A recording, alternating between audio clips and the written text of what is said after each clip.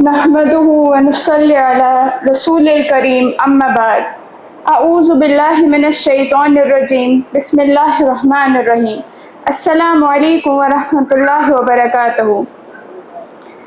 आज मैं इखलाक और नियत के बारे में आपसे कुछ बात करना चाहूँगी और मैं चाहूँगी कि हर एक खुद में देखे कि हमारे इखलाक कैसे है और क्या हमारी जो नियत है वो दुरुस्त है या नहीं। इखलाक के माने क्या है? यानी अच्छी सीरत, खुश मिजाजी, नरम रवैया और हुस्न सलूक। हमारे नबी सल्लल्लाहु अलैहि वसल्लम के इखलाक तमाम इंसानों के लिए कामिल नमूना है और कुरान ने आप सल्लल्लाहु अलैहि वसल्लम के इखलाक को अजीम करार दिया है। नबी सल्लल्लाहु अलैहि वसल्लम की बहशत का मकसद सिर्फ हमें इबादत की तालीम देना नहीं था, बल्कि इंसान को इखलाक सिखाना भी था। दीन इस्लाम का हुस्न इसी में है कि इंसान खुदा से भी ताल्लुक़ रखे और मखलूक से भी हुस्न सलूक करे।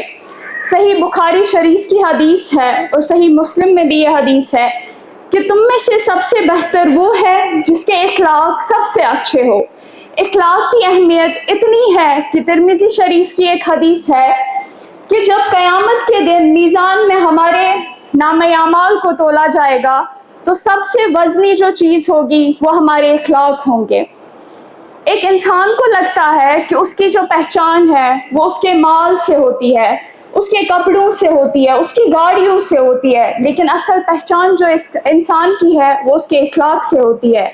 ऐसा रवैया इख्तियार करना जो लोगों के साथ इंसाफ, मोहब्बत, नरमी, सच्चाई, सब्र और रहम दिली पर मुबनी हो। इखलाक के किस्मों में इखलाक हुस्ना और इखलाक सय्यह आते हैं। इखलाक हुस्ना यानी अच्छे इखलाक, जैसे सच बोलना, सब्र करना, अफू व दरगुजर करना, नरम मिजाजी, अपने वालिदैन, अपने हमसायों, अपने दोस्तों के साथ हुस्न सलूक करना। इखलाक सय्यह क्या होता है? इखलाक सय्यह का मतलब बुरे इखलाक, जैसे झूठ बोलना, गुस्सा, तकब्बुर, हस्त करना या धोखा दिहाई करना। एक बाइखलाक इंसान न सिर्फ अल्लाह का महबूब होता है बल्कि लोगों का भी महबूब बन जाता है। अच्छे इखलाक की चंद मिसालें यूँ हैं, जैसे रास्ते से कोई तकलीफ दह चीज़ उठाना, बड़ों का अदब और छोटों से मोहब्बत करना, माफ़ कर देना, गुस्सा पी जाना, वादा पूरा करना, खुश इखलाकी से बात करना।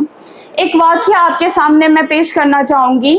एक बार एक देहाती मस्जिद नबवी में आया, आप सल्लल्लाहु अलैहि वसल्लम के सामने खड़ा हुआ और आप सल्लल्लाहु अलैहि वसल्लम की चादर छीन ली। ऐसे चादर हटी कि आप सल्लल्लाहु अलैहि वसल्लम के गर्दन मुबारक पे निशान पड़ गया। इस देहाती ने सख्त लहजे में आप सल्लल्लाहु अलैहि वसल्लम से कहा कि ऐ मोहम्मद, जो अल्लाह ने तुझे दिया है मुझे भी उसका हिस्सा चाहिए।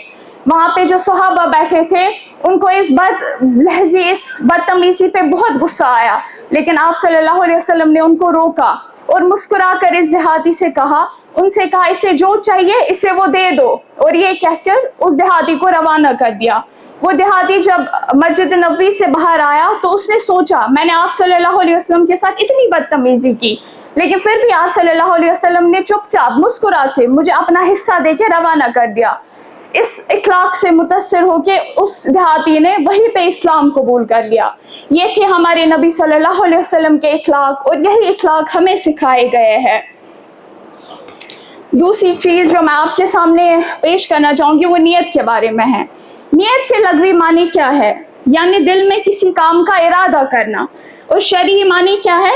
अल्लाह ताला की रज़ा के लिए किसी अमल को अंजाम देना। और सही बुखारी शरीफ की पहली हदीस जो आप सबको पता होगी, इन्नमल अमालु बिन्नियात व इन्नमा लिकुल्लि अम्रि मा नवी। अमाल का दारोमदार नियतों पर है और हर शख्स को वही मिलेगा जिसकी इसने नियत की। जैसे मिसाल के तौर पर एक शख्स नमाज पढ़ता है दिल में नियत करके कि मुझे अल्लाह ताला के लिए नमाज पढ़नी है, तो उस नमाज का उसको अजर मिलता है, सवाब मिलता है।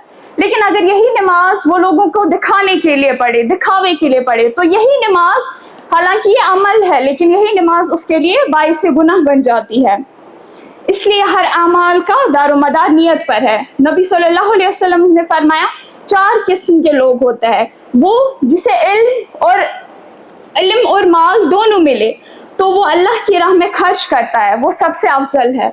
और दूसरा जिसे इल्म तो है لیکن مال نہیں، اور وہ نیت کرتا ہے کہ اگر مال ہوتا تو وہ اس سے بھی ایسے اللہ کی راہ میں خرچ کرتا تو اسے بھی برابر ایسا ہی ثواب ملتا ہے جیسے پہلے والے بندے کو ملے گا۔ اور تیسرا، جس کے پاس مال ہے، علم ہے، لیکن اسے غلط کاموں میں لگتا ہے، اسے بے شک گناہ ملے گا۔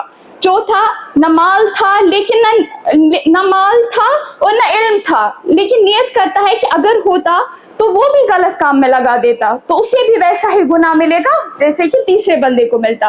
اور صحیح مسلم کی حدیث ہے، رسول اللہ صلی اللہ علیہ وسلم نے فرمایا قیامت کے دن سب سے پہلے 3 افراد کو بلایا جائے گا، ایک شہید، ایک عالم، اور وہ شخص جو مالدار تھا اور اس نے وہ مال دنیا میں صدقہ جاریہ کے لیے دیا۔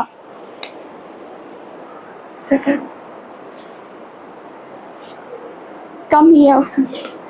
پہلا شہید، اللہ تعالیٰ کہے گا کہ میں نے تجھے اتنی نعمتیں دی، تو نے بدلے میں کیا دیا؟ شہید کہے گا کہ میں نے آپ کی راہ میں جان دے دی۔ اللہ تعالیٰ کہے گا نہیں، جھوٹ، تو نے اس نیت سے نہیں دی، تو نے اس نیت سے دی کہ لوگ کہے یہ بہادر تھا، اور لوگوں نے ایسا کہا تو اس شخص کو، حالانکہ یہ شہید بھی ہوا تھا، لیکن اسے جہنم میں ڈالا جائے گا۔ اور دوسرا انسان عالم، وہ کہے گا کہ میں نے علم سیکھا، لوگوں کو سکھایا، لوگوں کو دین سکھایا، لیکن اللہ کہے گا نہیں، تیری نیت تھی کہ لوگ تیری وہ حوصلہ افزائی کہے کہ واہ کیا عالم ہے، اور ایسا کہا گیا، اور اس کو بھی اس نیت سے جہنم میں ڈالا جائے گا۔ اور تیسرا انسان جو مالدار تھا، لیکن اس نے مال خرچ کیا، صدقہ جاریہ دیا، لیکن اس نے اس نیت سے کیا کہ لوگ مجھے وہ بڑھاوا دے، وہ رتبہ دے کہ دیکھو یہ مال دیتا ہے، اس کی ایسی نیت تھی، اس کی اللہ تعالیٰ کے لیے صحیح، وہ اللہ تعالیٰ کی راہ میں دینے کی نیت نہیں تھی، تو اسے بھی جہنم میں پھینکا جائے گا۔ خلاصہ یہ ہے کہ ہر کسی اعمال کو کرنے سے پہلے اپنے دل میں درست نیت رکھے۔ جو انسان دنیائی اجر کو پانے کے لیے کوئی اعمال کرتا ہے، اسے بس دنیا کے لوگوں کی تعریف یا دنیا میں اجر ملتا ہے، لیکن جو آخرت کی نیت سے کرتا ہے اسے دنیا بھی ملتی ہے اور آخرت بھی۔